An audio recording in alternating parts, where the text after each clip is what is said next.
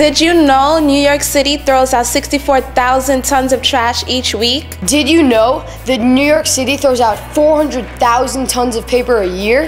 That's enough paper to fill the Empire State Building.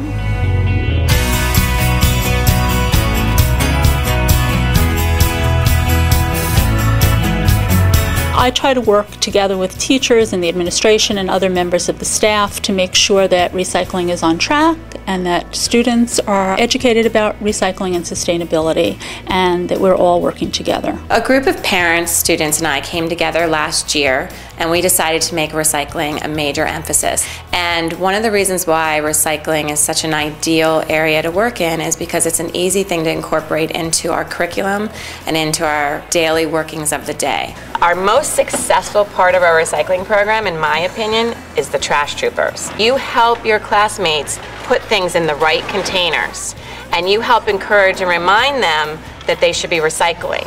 Well, it's cardboard, so it's paper, so it goes in the green bin.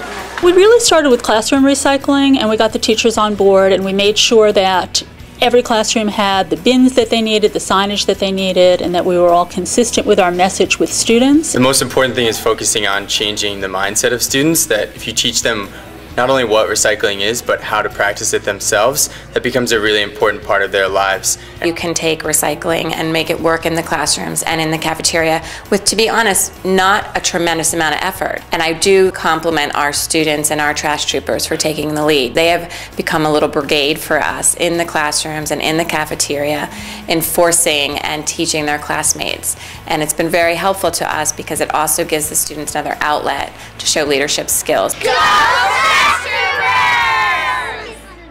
There's a huge difference between elementary, middle, and high school students. So we have to create almost that positive peer pressure, if you will, for kids to take responsibility and to pressure each other into thinking twice about where they throw something out. And it's that kind of positive peer pressure that happens in middle school and high schools that really does shift the culture. We have been able to really improve our recycling efforts in our common areas and in our offices because we've created bins throughout the building that are very clear about what goes where. And that's been a tremendous success for us as well. One of the really important things that we had to do is make sure that the custodial staff was on board, that they were informed about the recycling law and understood what the expectations were in terms of how to dispose of things properly. We've also had very good support from our principal, and I think that's a key to the success of our program here. It's night and day. Now we have programs in the school. We have teachers modeling their recycling practices in the classroom. We've got school-wide initiatives.